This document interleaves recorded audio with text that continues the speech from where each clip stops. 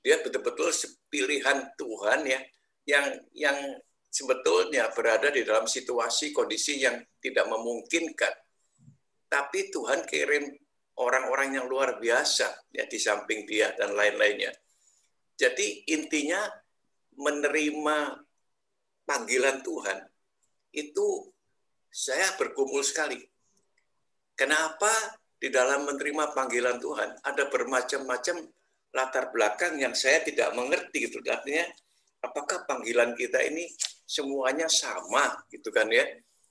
Ternyata Tuhan nggak berbicara seperti itu. Tuhan mulai membuka sedikit demi sedikit gitu ya mengenai panggilan ini ya. Di Perjanjian Lama saya ingat satu hal, itu Samuel. Wah, ini pasti pilihan dan panggilan Tuhan ini luar biasa.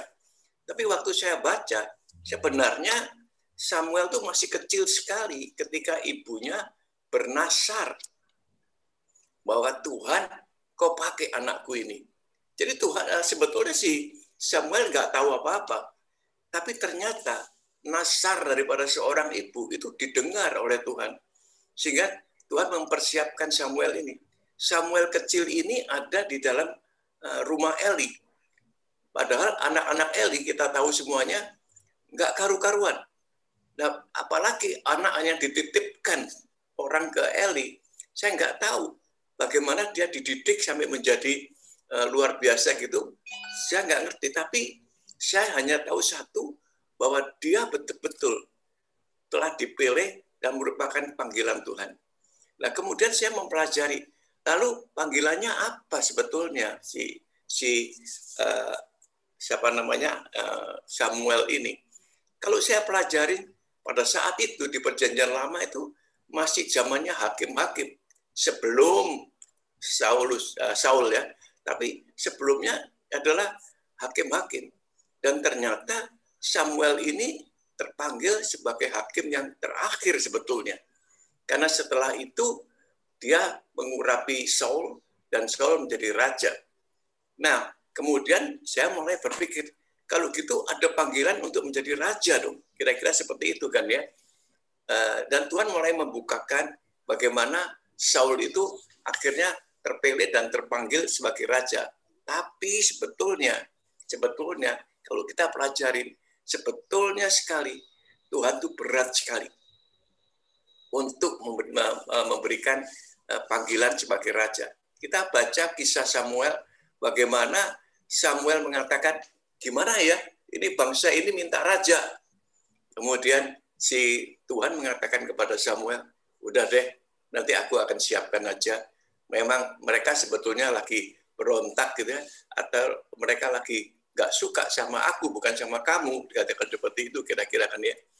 Dan memang hasilnya juga kita tahu, meskipun si Saul itu merupakan pilihan Tuhan, tapi dalam memenuhi panggilannya, ternyata dia nggak bisa mengerti apa yang Tuhan pakai Samuel untuk menceritakan kepada dia. Kamu harus seperti ini, kamu harus seperti itu, dan lain-lainnya. Dan apa yang terjadi, kita tahu sekali, akhirnya Saul pun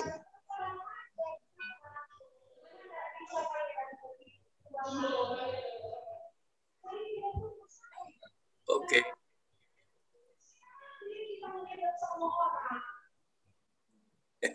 Oke.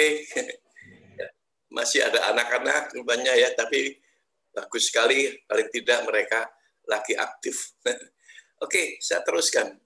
Jadi kita tahu akhirnya Saul pun yang terpanggil gitu betulnya, dipilih dan dipanggil, mengalami hal yang kurang enak di akhirnya.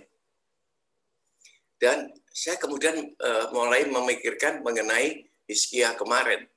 Oh, Hizkia itu ternyata karena dia bukan cuma memenuhi panggilan Tuhan, bukan cuma memenuhi pilihan Tuhan, tapi Hizkia melakukan. Nah, ini yang paling penting. Apa yang benar. Ini yang perlu sekali, apa yang benar. Karena itu kita tahu sekali Yesus mengatakan, akulah jalan dan seterusnya, dan hidup itu kebenaran dan hidup itu sendiri. Jadi ada sesuatu yang kita mesti belajar sesudah perjanjian baru ini, kita mesti belajar mengenai Yesus memanggil sebagai apa. Karena di sini sangat berkaitan sekali. Ya. Saya kemudian mulai melihat di Matius 1 misalnya. Matius 1 ini saya terkagum-kagum kepada, ya paling tidak ada 4 wanita, sedikitnya 4 wanita ini yang menjadi pilihan Tuhan. Pilihan ya, sekali lagi. Kemudian saya bertanya, apakah mungkin sebetulnya wanita-wanita ini kenapa nggak ada satupun yang terpanggil ya, ini beda sekali, pilihan Tuhan, tapi yang terpanggil untuk sesuatu hal, terutama apa yang dilakukan seperti yang lain-lainnya, seperti mungkin Paulus, mungkin lain-lainnya itu ya. Kenapa? Apa sebenarnya yang terjadi gitu ya? Ternyata waktu saya mempelajari satu persatu, ternyata meskipun latar belakang dari wanita-wanita ini seperti Tamar gitu ya, gak enak banget gitu ya, karena dia harus akhirnya mendapatkan peres dari mertuanya sebetulnya. Ya, rasanya kok begitu ya Tamar ya, mengalami kehidupan seperti itu. Tapi ternyata dipakai untuk akhirnya melahirkan Peres. Dan kita tahu siapa Peres, terus kalau kita urut-urut akan melahirkan Boas, dan Boas dengan Ruth. Nah, sekarang Ruth juga latar belakangnya gak enak banget. Cuman dia setia sama mertuanya, Naomi itu ya. Sehingga Ruth pun akhirnya diarahkan bisa dapat Obed ya, bersama dengan Boas tentunya. Dan kemudian saya lihat, ya kalau Obed gimana? Nanti dari Obed itu ternyata keturunan Isai, dan kita tahu siapa Isai, itu adalah bapaknya Daud. Wah, luar biasa ya. Tapi setelah itu ada laki yang luar biasa, yaitu Batsheba. Batsheba kita tahu sekali, ini sampai kok latar belakang seperti itu, kok Tuhan panggilnya sebagai apa ya sebetulnya ya? Dipilih, tapi dipanggilnya sebagai apa? Dan kita tahu yang paling kita tahu sekali itu adalah Maria. Nah, ternyata waktu kitab Kejadian, waktu Tuhan melakukan sesuatu yang luar biasa, yaitu waktu Adam dan Hawa bertobat, artinya belum bertobat, ini berbuat dosa, gitu ya. Waktu dia berbuat, ini sorry ya, maaf ya, ada bunyi-bunyian ya. Bentar ya.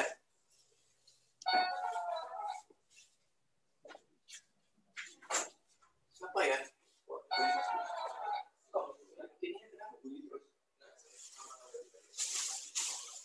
Bunyi terus di sini loh.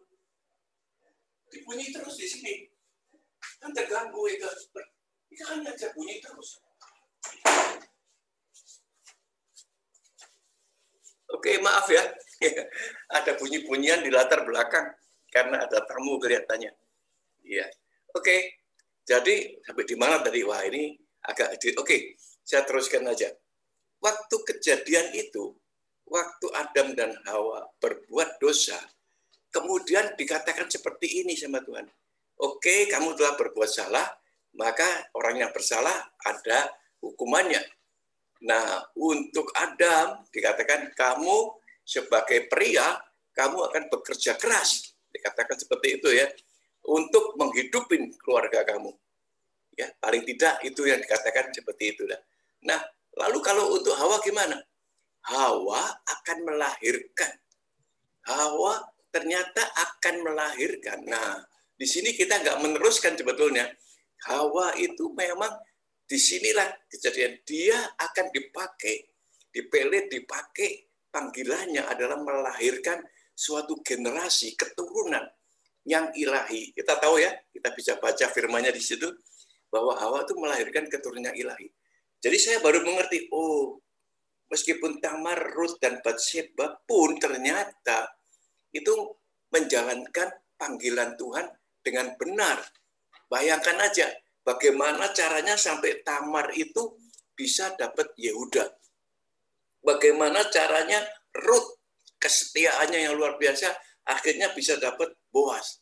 Bagaimana Batsheba, meskipun tahu dia sebetulnya kesalahannya apapun juga kita tahu, tapi Tuhan memilih. Kenapa Tuhan memilih? Akhirnya jadi Salomo. Kenapa Daud mempunyai beberapa istri sebetulnya? Kenapa bukan bukan yang lain-lainnya. Kenapa Salomo kemudian yang terpilih? Karena ini ternyata ada garis keturunan, pilihan-pilihan Tuhan itu nyata, dan panggilan-panggilan Tuhan itu nyata untuk mereka yang betul-betul itu menjalankan dan menerima panggilan itu, sungguh-sungguh melakukannya. Dan itu terbukti dari Maria. Saya sungguh-sungguh gak mengerti. Kalau kita bicara soal keluarga, saya sungguh-sungguh kadang-kadang, Tuhan, kenapa ya? Kenapa yang menjadi orang tua Tuhan Yesus kita ini kok Yusuf sama Maria? Kenapa enggak orang-orang yang luar biasa sebelum mereka itu? Ada banyak, ada Musa, ada Abraham, ada banyak sekali orang-orang besar. Ada Ishak, Yakub, banyak sekali yang besar. Kenapa bukan dari mereka sebetulnya? Tapi setelah saya pelajari, benar juga. Kenapa yang Yusuf dikatakan seorang yang tulus hatinya, artinya dia konsekuen akan kebenaran Tuhan. Dia tulus dan dia oke. Dan bertanggung jawab, dikatakan dengan jelas sekali. Ya, kalau kita baca di kitab Matius, jelas sekali di situ, bertanggung jawab. Tapi kalau Maria, ini yang luar biasa. Maria ini betul-betul waktu dikatakan kamu akan melahirkan, bingung tadinya. Bagaimana bisa dan lain-lain. Tapi kemudian dia menjawab di kitab Lukas dengan jelas sekali dikatakan, jadilah sesuai kehendak-Mu, kan di dalam Tuhan tidak ada yang mustahil. Jadi Maria pun ternyata bukan cuma sekedar dipilih, dipanggil, tapi dia benar-benar berserah total dan melakukan apa yang sesuai dengan panggilan Tuhan. Nah, dari sini kemudian saya mulai membaca di kitab 1 Petrus 3. Ini 1 Petrus 5, sorry. 1 Petrus 5, mungkin kalau bisa di-share, moga-moga bisa keluar ya. Nih bisa share nih. Ya. Ya. Nah, saya beri judul kali ini mengenai panggilan, tapi harus sesuai dengan tujuan Tuhan. Kenapa saya pakai kata-kata ini? Karena saya sekarang baru mengerti. Saya nggak bisa tampilkan gambar di sini ya. Saya tuh membayangkan tentang sepatu, sederhana sekali sepatu. Sendal diciptakan waktu itu untuk melindungi kaki dari kaki jalan-jalan yang keras. Zaman itu loh ya. Zaman itu jalan itu keras, menyakitkan, dibuatlah sendal sederhana. Dan juga zaman sekarang sendal dipakai untuk misalnya kita ke tempat-tempatnya, ke belakang dan lain-lainnya gitu. Itu sendal. Tapi kalau sepatu, saya kagum sekali sekarang ini sepatu dibuat oleh perusahaan-perusahaan besar yang luar biasa. Dulu cuma ada Bata. Sekarang ada Nike. Ada Sikes atau apa namanya itu. Ada juga macam-macam. Tapi kalau saya melihat counternya Nike misalnya, ternyata sepatu itu ada yang untuk jalan, ada untuk lari, ada untuk bersepeda, ada untuk main olahraga tertentu, dan macam-macam. Wah, hebat juga ya. Jadi kemudian saya melihat lagi, mungkin Anda pernah melihat sepatu yang dibuat oleh Belly. Itu zaman saya tuh Belly itu mahal sekali. Luar biasa mahalnya. Tapi sepatu ini memang dibuat seperti itu karena tujuannya khusus. Dipakai untuk pergi ke pesta. Dipakai untuk suatu ya yang menunjukkan kelasnya tertentu lah. Jadi gini, nah jadi saya pikir-pikir benar juga. Ternyata setiap penciptaan itu pasti punya tujuan. Jadi kalau yang namanya Nike, dia menciptakan sepatu, model ini, model itu, dia punya tujuan, ini dipakainya untuk ini. Jadi nggak mungkin kita pakai sepatu untuk balet, kemudian kita pakai sepatu itu untuk jalan atau lari, hancur semuanya. Atau sebaliknya, kalau kita pakai sepatu untuk lari, kemudian kita pakai sepatu itu untuk misalnya main sepak bola, pasti juga nggak sesuai dengan tujuannya yang dibuat oleh Nike. Jadi untuk sesuatu ternyata diciptakan sesuai dengan kehendak penciptanya. Jadi penciptanya ini penting sekali. Makanya waktu saya membaca di kitab Petrus, 1 Petrus 5 ayat 1 sampai dengan 3 ini, lalu kita boleh, ayo kita baca sama-sama perlahan-lahan ya. Saya ingin mengatakan perlahan-lahan, ayo. Dikatakan begini, aku menasehatkan para penatua. Artinya ini penatua, pendoa, artinya orang-orang yang melayani. Perhatikan ini ya. Jadi orang-orang yang sudah melayani Tuhan. Aku menasihatkan para penatua di antara kamu. Aku sebagai teman, dia mengakui, aku juga melayani gitu kan ya. Dan juga menjadi saksi sesuai dengan kehendak Tuhan Yesus, ya kan? Jadilah saksiku sampai ke ujung bumi, dikatakan seperti itu.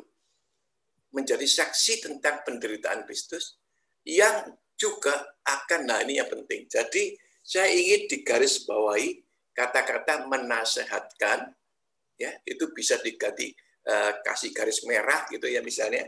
Dan kemudian kata-kata ini yang juga akan mendapat bagian, ini yang penting sekali, mendapat bagian dalam kemuliaan yang akan dinyatakan kelak.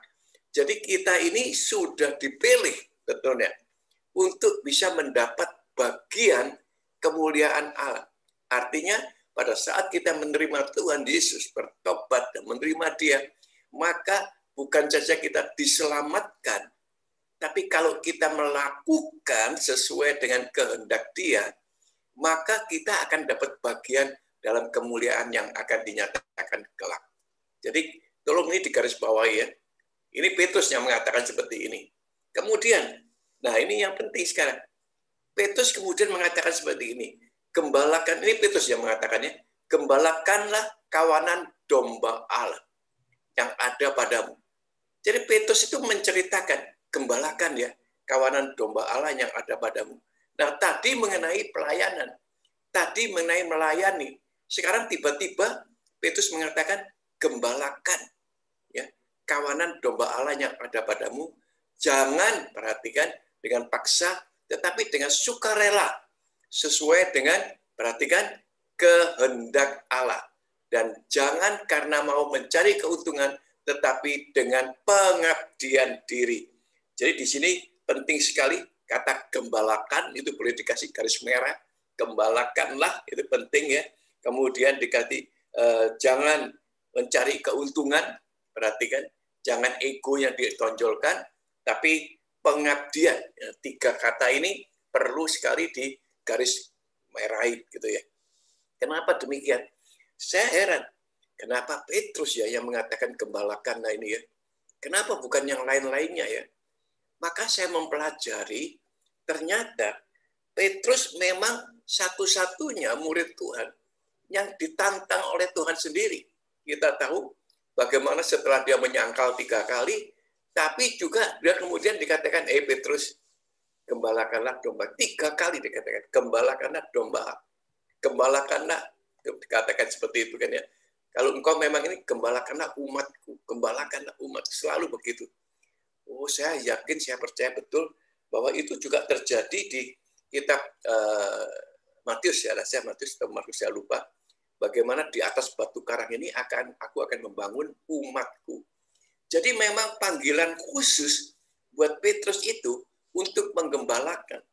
Ini kadang-kadang kita nggak menyadari.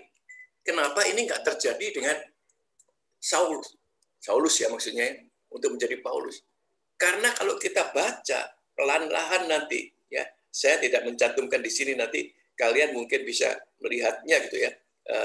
Mungkin ada nanti ayat-ayat yang mendukung ini. Karena apa? Saulus dipanggil bukan untuk menggembalakan.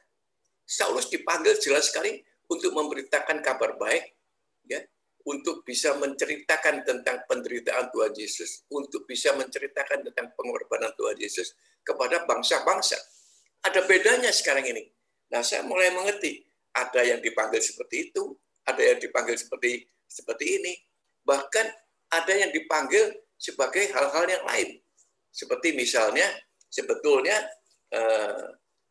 Yudas sebetulnya itu dipanggilnya mungkin sebagai bendahara seharusnya.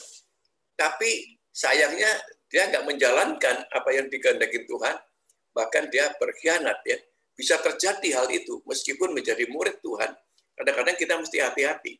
Karena tadi dikatakan di situ ya, jangan mencari keuntungan, tetapi pengabdian itu yang penting. Jadi Petrus menjelaskan dengan jelas. Kemudian yang ayat ketiganya, janganlah kamu berbuat seolah-olah kamu mau memerintah. Dan ini yang sering kejadian. Di atas mereka yang dipercayakan kepadamu. Tetapi hendaklah kamu menjadi teladan bagi kawanan domba itu. Jadi ini perlu digarisbawahi sekali gitu ya, bahwa penting sekali kata memerintah ini jangan digarisbawahi, dan kata menjadi teladan. Sekali lagi, kita dipanggil kadang-kadang seperti Petrus mengatakan, itu untuk menjadi teladan loh.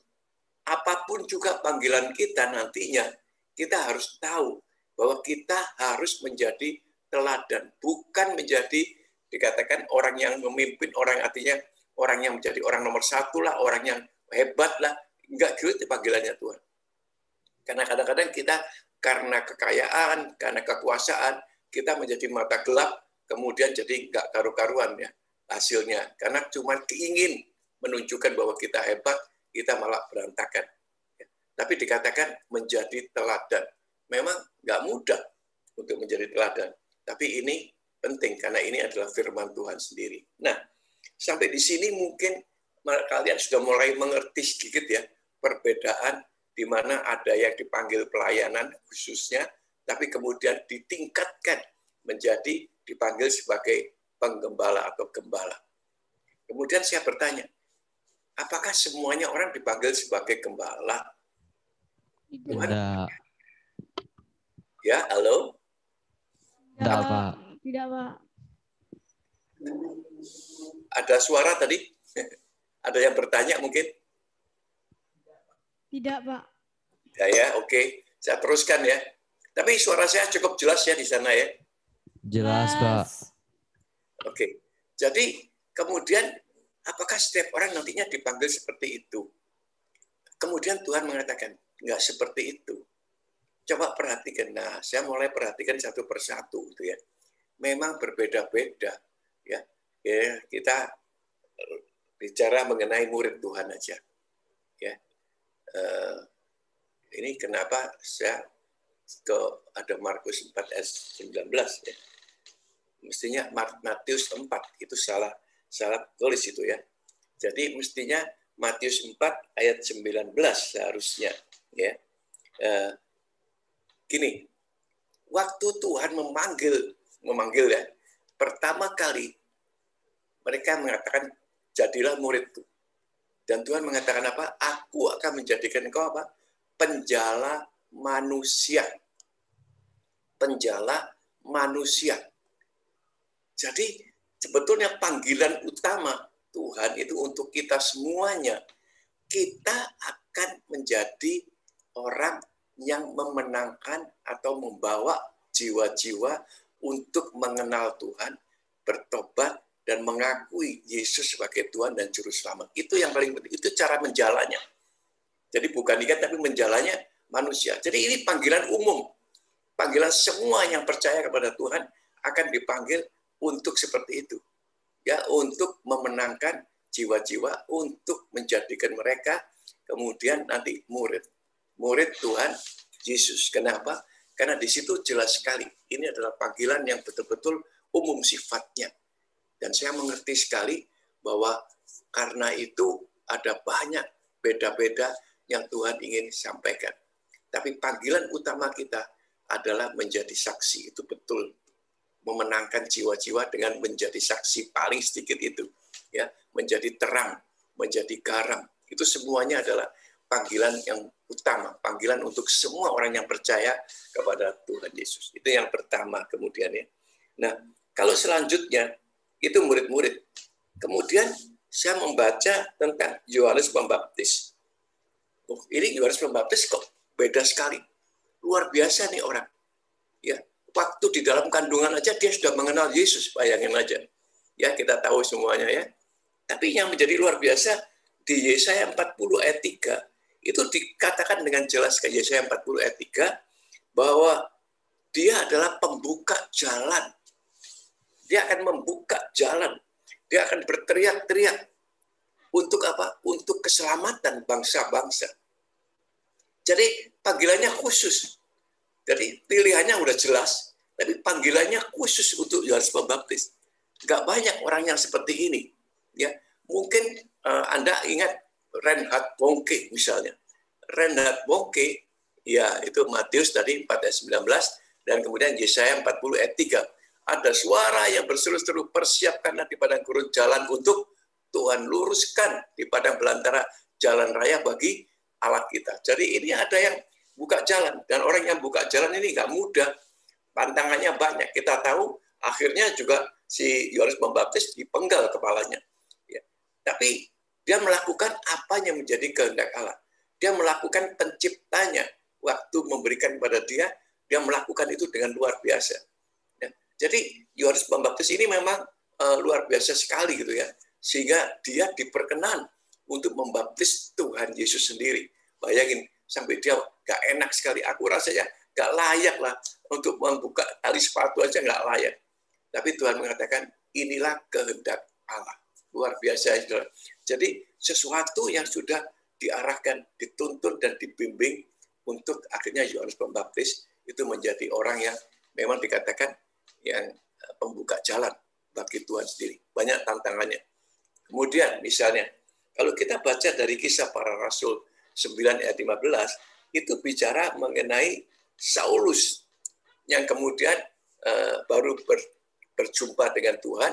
Ya, Saulus yang tadinya sangat membenci orang Kristen, bahkan mencari-cari, menangkapi, dan seterusnya, akhirnya dia dipanggil oleh Tuhan. Ya, kita nggak membaca ayat-ayat itu, bagaimana dia berjumpa dengan Tuhan sendiri, bagaimana dia harus menderita 3 hari paling tidak ya, dengan kebutaan, bahkan dia nggak bisa apa-apa saat itu. Sampai akhirnya firman Tuhan datang kepada hambanya dan dikatakan seperti ini. Pergilah, sebab orang ini adalah alat pilihan bagiku. Bicaranya, alat pilihan bagiku untuk memberitakan namaku kepada bangsa-bangsa lain. Perhatikan, jadi panggilan daripada Paulus di sini jelas sekali. Panggilannya adalah bukan cuma umat orang pilihan, tapi dia akan memberitakan nama Tuhan, memberitakan kabar baik, memberitakan keselamatan kepada bangsa-bangsa lain, bahkan untuk raja-raja, dan juga tentunya untuk orang Israel juga. Jadi panggilannya khusus ini. Makanya Saulus nggak pernah bicara untuk gembalakan, nggak pernah. Petrus justru yang menjadi gembalakan. Dan kita tahu Petruslah memang yang dipakai Tuhan untuk menjadi ya gembala itu. Tapi coba perhatikan ya, kita melompat sedikit ya, bagaimana si pergumulan daripada Saulus sampai benar-benar dia menjadi orang yang dipanggil Tuhan untuk memberitakan kabar baik kepada bangsa-bangsa. Ya, ada kisah tentang Barnabas. Saya nggak cantumkan di sini ayat-ayatnya. Anda lihat saja. Ketika Paulus bertobat, ketika dia sudah benar-benar mau memberitakan kabar baik, dia belum diterima loh oleh murid-murid Tuhan yang lain. Karena mereka nggak percaya. Orang yang dulunya begini, itulah tantangan yang berat buat kita semua. Kadang-kadang kita juga mengalami seperti itu. Latar belakang kita suka diungkit-ungkit. Ya. Suka, wah nggak percaya aku kalau kamu jadi seperti itu. Banyak sekali hal itu akan terjadi. Nah, masalahnya kita bagaimana? Serius nggak? Pada waktu itu kalau Paulus menyerah, gue nggak diterima, ya udahlah. Tapi ada satu orang yang namanya Barnabas itu. Dia kemudian membawa, dia adalah salah satu sebetulnya bagian daripada murid-murid Tuhan Yesus sendiri ya.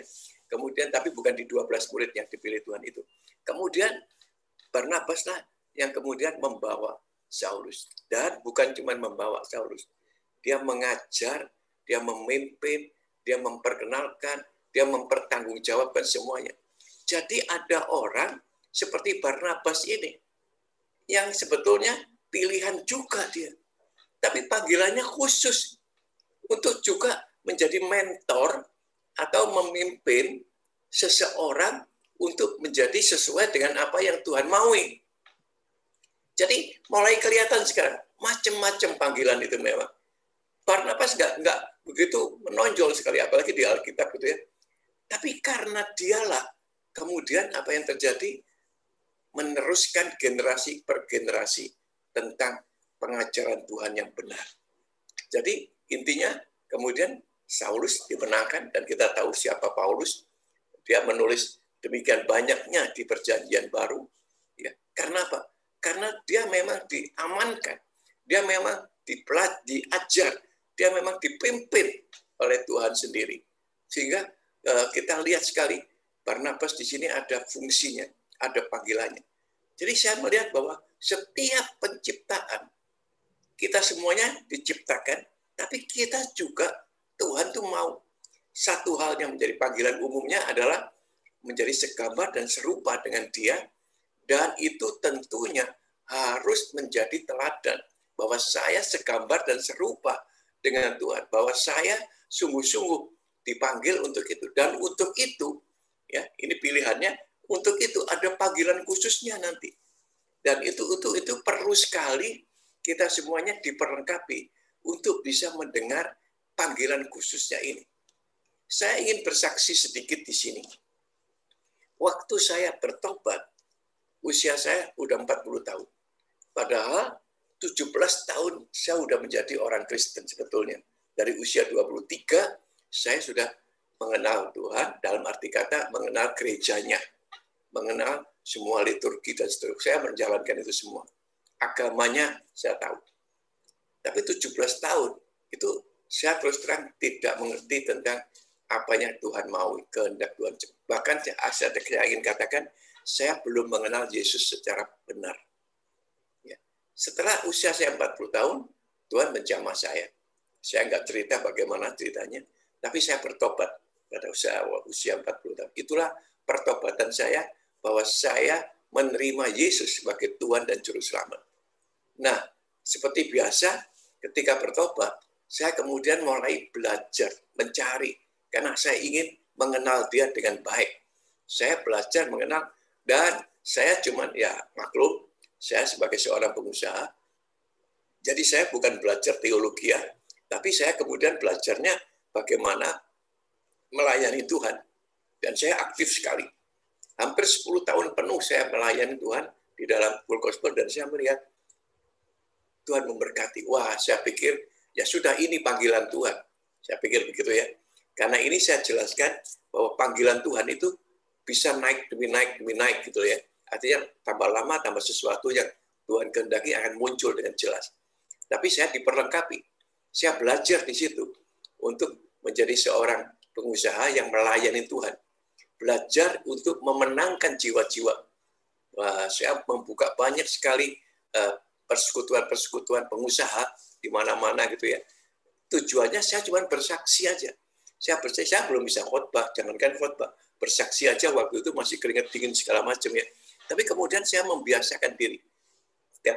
Saya belajar firman Tuhan, saya belajar bagaimana caranya menafsir firman Tuhan, saya belajar kemudian bagaimana menjadi murid Tuhan, dan seterusnya, dan seterusnya. Jadi saya bisa bersaksi. Saya nggak macam-macam, saya bersaksi. Kemana-mana saya bersaksi sebetulnya. Hanya oleh kesaksian saya melihat, oh Tuhan luar biasa. Memang ternyata panggilan utama untuk setiap anak-anak Tuhan yang dipilih itu adalah dikatakan bersaksi. Artinya apa? Memberitakan kabar baik, menyampaikan tentang siapa Yesus, menyampaikan tentang bagaimana keselamatan itu adanya di dalam Tuhan kita Yesus Kristus sendiri. Cuman itu, dengan kesaksian itu saja. Saya memberikan kesaksian, nggak bisa khotbah. Sampai pada akhirnya, pada usia saya yang ke-50, itu Tuhan mulai memanggil saya. Ya, saya udah cerita tentang ini, Tuhan panggil saya untuk sepenuh waktu.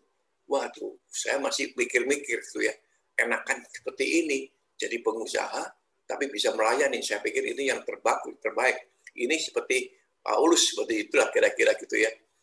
Tapi enggak, Tuhan minta saya sampai akhirnya saya harus bertobat lagi, dan saya terima panggilan itu dengan masalah-masalah yang cukup berat, Tapi akhirnya saya terima panggilan itu. Oke Tuhan, saya sepenuh waktu. Saya tidak boleh lagi bicara-bicara mengenai usaha, pengusaha atau bisnis atau apapun juga. Dan saya belajar dan saya sekolah dan saya juga kemudian mulai menjadi tanda petik gembala. Itu pun setelah sekian lama ya saya belajar, baru kemudian saya ditunjuk menjadi gembala yang kecil seperti persekutuan ya. Tapi yang paling utama adalah ketika saya merasakan bahwa saya adalah gembala keluarga saya sendiri. Ini yang sering dilupakan orang. Bahwa panggilan gembala itu dimulai dengan apakah kita bisa menggembalakan yang kecil saja, yaitu mulai dengan keluarga. Karena gembala itu nomor satu dikatakan harus memberi makan kepada domba atau domba-dombanya gitu ya. Kemudian juga harus menjaga domba-domba hingga domba-domba itu merasa aman. Kemudian juga bukan itu saja. Kemudian juga kalau ada yang sakit memperhatikan. Paling sedikit kita tahu dan kita bawa untuk didoakan atau apapun juga. Jadi itu yang mulai saya lakukan. Saya selama belajar itu untuk menjadi tanda petik gembala yang sesungguhnya dikatakan seperti itu kan ya. Saya belajar untuk bisa menggembalakan keluarga saya sendiri dan itu penuh dengan pergumulan, penuh dengan hal-hal yang akhirnya saya belajar bagaimana Tuhan mengajarkan satu demi satu. Nah, dari pelajaran menggembalakan itu, kemudian saya boleh menggembalakan persekutuan yang kecil. Akhirnya tambah lama, tambah besar. Ya, banyak sekali. Dan kalau saya berharap ini bisa saya uraikan lagi nanti pada pelajaran yang berikutnya gitu ya. Tapi sementara ini sampai di sini ya, saya ingin katakan lagi, saya baru mengerti sekarang. Kenapa seperti penginjil besar, Reinhard Bonnke, itu nggak jadi gembala loh. Nggak punya gereja. Artinya nggak punya gereja, dia ada di gereja itu, tapi cuma sebagai jemaat biasa. Tapi dia dipakai Tuhan untuk penginjilan, memberitakan kabar baik di Afrika. Kita tahu siapa Reinhard Bonnke. Mungkin Anda juga pernah dengar nama Lauren Cunningham. Ya, dia ada di gereja, betul. Saya pernah lihat dia ada di gerejanya. Gerejanya nggak besar, tapi dia dipanggil untuk memenangkan, khususnya anak-anak muda, memuridkan anak-anak muda, menjadi berkat buat bangsa-bangsa dimanapun juga. Anak-anak muda ini bisa kemana-mana. Anak-anak muda ini bisa menjadi saksi Tuhan kemana-mana. Sampai ke negara-negara yang yang paling susah dimasukin, anak-anak muda ini kemudian, itu adalah yang dikatakan Youth with a Mission atau Yayasan Wahana Anak Muda. Ini yang saya tahu ya, ada banyak yang lain tentunya ya. Tapi saya mulai lihat, semuanya ada panggilan khusus ternyata. Gembala itu benar apa yang dikatakan Petrus. Karena akhirnya kita tahu Petruslah yang memimpin, menggembalakan, yaitu umatnya yang mulai di Roma. Kita ingat, disitulah Petrus, kemudian kita kenal dari saudara kita semuanya, menjadi paus yang pertama. Dialah yang menjadi utama, menggembalakan, kemudian memimpin. Karena ini tingkat demi tingkat ya. Ada pilihan, pelayanan, ada kemudian panggilan dari mana satu persatu. Dan ini adalah satu pola. Ya. Kemudian yang saya ingin sampaikan ini adalah pola ini yang mungkin perlu sekali kita pelajarin betul-betul. Ya. Yang pertama, mau nggak mau, kalau kita mengerti tentang panggilan Tuhan, itu sebelumnya kita harus mengenal siapa Tuhan kita. Siapa Yesus yang menjadi guru, menjadi bahkan mentor besar kita, menjadi panutan kita. Itu mesti betul kita mengenal dulu dia. Kalau nggak mengenal dia, nggak bisa kita mengerti nanti panggilannya apa ya Tuhan. Nggak bisa. Dan Tuhan mengajarkan nanti satu persatu. Ketika kita mulai mengenal dia, dan kita mulai encounter itu? Bertemu dengan dia dengan cara apapun. Seperti saya waktu berdoa, Tuhan mengatakan kamu mesti sepenuh waktu. Itu encounter buat saya. Bahkan waktu saya bertobat, juga suatu encounter ya. Saya tiba-tiba bisa di persekutuan kecil, saya cuma bisa menangis sekali. Menangis, padahal firman Tuhannya sederhana. Tapi di situ ada encounter, ada suatu pertemuan khusus dengan Tuhan. Dan dari situ kita mulai belajar sedikit demi sedikit untuk kemudian yang pertama melayani dulu. Melayani. Kalau kita sudah tahu di situ, kita akan melayani karena kita merasa kita berhutang. Karena keselamatan kita dijamin oleh Dia. Dia sudah membayar lunas segala hutang-hutang dosa kita. Dibayar lunas dengan darahnya. Maka kita kemudian mau nggak mau, melayani Tuhan. Karena ini adalah panggilan yang utama. Ini adalah suatu pilihan Tuhan sehingga kita boleh melayani. Itu suatu kehormatan loh. Nggak mudah betulnya untuk orang bisa melayani Tuhan di sini ya. Kemudian setelah kita melayani, baru pada suatu ketika nanti Tuhan akan bicara, nggak cukup buat kamu cuma sampai di sini. Kamu harus menjadi sahabatku. Kalau melayani ini, maaf bicara, kita selalu mengatakan kita sebagai hamba Tuhan. Betul kan? Kalau hamba Tuhan ya kita mesti melayani Dia gitu kan ya. Tapi Tuhan mengatakan nggak cukup kalau cuma sampai hamba saja. Kamu mesti menjadi sahabatku. Karena sahabatlah akan mengerti akan kehendak-kehendak Tuhan. Disitulah nanti panggilan untuk menggembalakan itu akan nyata.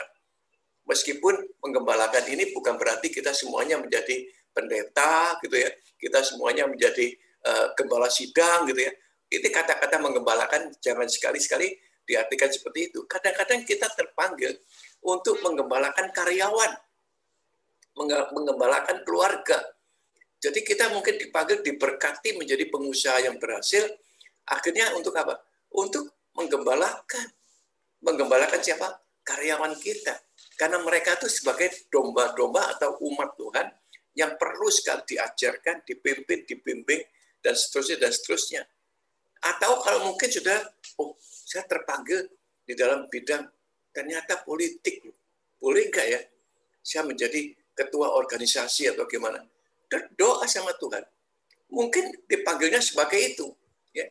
Meskipun kita semua sering sekali orang-orang Kristen ini, orang-orang yang percaya Tuhan ini, kalau namanya bisnis sama yang namanya politik itu, itu tempatnya orang-orang berdosa gitu ya, saya katakan.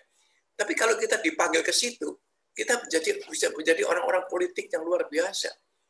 Yang akhirnya dipanggil Tuhan. Ya, sebagai gambarannya sederhana sekali ya, kita melihat di DKI itu, pernah gubernurnya yang namanya Ahok, gitu ya. Dan ternyata dia selalu mengatakan, aku cuma menerima panggilan Tuhan aja untuk bisa menjadi berkat buat rakyatku. Nah, seperti itulah sederhana kan, menggembalakan rakyat ini tentang kebenaran demi kebenaran. Ya. Jadi di situ ada banyak hal sebetulnya yang kita harus belajar. Atau mungkin kita dipanggil, kamu dipanggil, aku kasih kamu talenta. Kamu bisa main musik dengan luar biasa, kamu bisa menyanyi dengan luar biasa. Berarti Anda semuanya, mungkin Anda yang terpanggil seperti itu, akan menjadi mungkin bukan cuma pemimpin pujian, tapi lagu-lagu yang kalian nyanyikan, itu akan menjadi berkat buat banyak orang. Sama aja. Ya, itu sebenarnya menjadi makanan utama buat mereka. Ya, asalkan kita tahu bahwa kita memang dipanggil untuk itu, dan kita diberikan talenta khusus untuk itu, dan kita cuma memberitakan tentang kebaikan Tuhan saja, meskipun dalam bentuk lagu-lagu dan seterusnya. Nah, baru setelah itu, kita belajar dari yang kecil, baru setelah itu, seperti Petrus, maka kita mulai dibawa untuk bisa memimpin. Inilah yang merupakan panggilan yang mungkin cukup berat ya. Kadang-kadang kita nggak sadar, tapi kadang-kadang kita, ya karena memimpin ini banyak godaannya.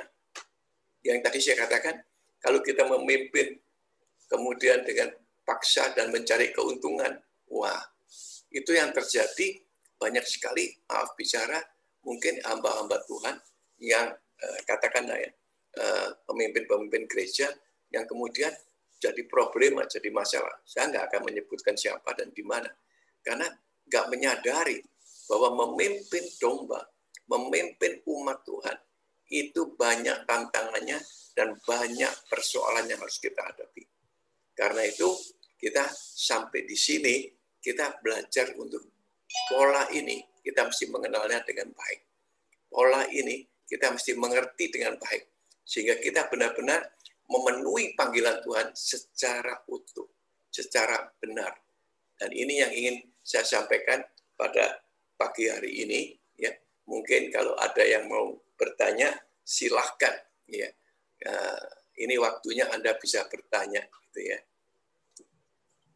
Silakan kalau ada yang mau bertanya. Enggak ada, Pak. Puji Tuhan. Mungkin yang di Zoom yang lain, Agape, Anis, Diki, Anton, kalau ada pertanyaan silakan. Ya, boleh juga, silakan.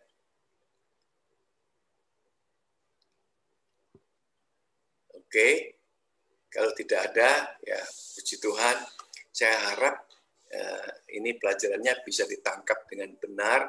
Kemudian saya juga percaya bahwa kalaupun ada pertanyaan, ya yang bisa saya jawab, saya akan segera jawab. Tapi kalau misalnya ada yang saya nggak bisa jawab, tentunya itu nanti bagian mungkin Pak David atau bagian Pak Yonatan gitulah ya. Tapi saya mengucap syukur kalau ada pertanyaan, itu membuat saya juga akan mulai mempelajari kalau ada kekurangan. Oke, kalau gitu terima kasih sekali. Puji Tuhan, pagi hari ini kita boleh bersama-sama, dan izinkan saya berdoa terlebih dahulu ya untuk kita semuanya. Ayo kita berdoa ya. Tuhan, terima kasih untuk pagi hari ini. Kami mengucap syukur untuk kesempatan mengajar dan belajar. Untuk kesempatan, suatu kehormatan, kami boleh mengerti akan kebenaran-kebenaran Tuhan melalui firman Tuhan yang luar biasa itu. Terima kasih Tuhan untuk apapun juga yang boleh kami dengar. Kami berusaha ya Tuhan sungguh-sungguh untuk lebih mengenal Engkau. Sehingga kalau kami mengenal Engkau Tuhan, kami tahu kami akan mengerti mengenai pilihan dan panggilan-Mu ya Tuhan. Dan seterusnya kami juga akan tahu ya Tuhan ke arah mana kami dipakai. Meskipun kami harus mungkin mengajar aja, mengucap syukur Tuhan. Meskipun mungkin kami harus mengajar atau membawa kelompok-kelompok yang kecil saja, mungkin cuma 1-2 rumah tangga yang harus kami bawa mereka lebih dekat dengan Engkau. Puji Tuhan, kami mengucap syukur ya Tuhan. Karena dari situ Engkau sendiri mengatakan, kalau kita percaya dan melakukan perkara-perkara yang kecil saja, Tuhan yang akan membuatnya kita terus naik, sehingga kita bisa juga dipercayakan untuk perkara-perkara yang besar. Terima kasih Tuhan, kami percaya akan firman-Mu, kami percaya akan segala pilihan dan kehendak-Mu ya Tuhan, agar jadi dalam kehidupan kami masing-masing. Terpujilah nama Tuhan, kami mengucap syukur, kami berdoa untuk Pak David, yang mungkin hari ini mungkin kurang sehat, kurang enak badan ya Tuhan, kiranya Engkau juga menjamah dan juga memberkati dia. Terpujilah nama-Mu Tuhan, kami juga berdoa buat teman-teman yang lain, yang mungkin juga saat-saat ini tidak bisa hadir, karena mungkin sedang ada masalah persoalannya. Kami percaya Tuhan, Engkau pilih mereka. Kalau ada masalah, Engkau yang akan memberikan jawabannya. Kalau mereka sedang kurang enak badan atau sakit, Engkau yang menyembuhkannya. Kalau mereka sedang mencari Engkau, Engkau akan memberikan jawaban yang khusus buat mereka. Terima kasih Tuhan, terpujilah nama-Mu. Dengan segala ucapan syukur dan terima kasih, kami berdoa di dalam nama Tuhan Yesus Kristus. Kiranya Engkau memberkati setiap siswa yang ada, baik yang di Zoom maupun juga yang bersama-sama dengan kami di tempat ini. Kiranya berkat kasih anugerah-Mu selalu menyertai mereka. Biarlah mereka semuanya ya Tuhan bisa mengenal dekat dengan Engkau dan bisa melakukan kebenaran-kebenaran Tuhan di dalam kehidupan mereka sehari-hari. Terpujilah nama-Mu. Dengan ucapan syukur dan terima kasih, kami telah berdoa di dalam nama Tuhan Yesus Kristus. Haleluya. Amin. Amin. Amin. Terima kasih Pak buat pengajaran.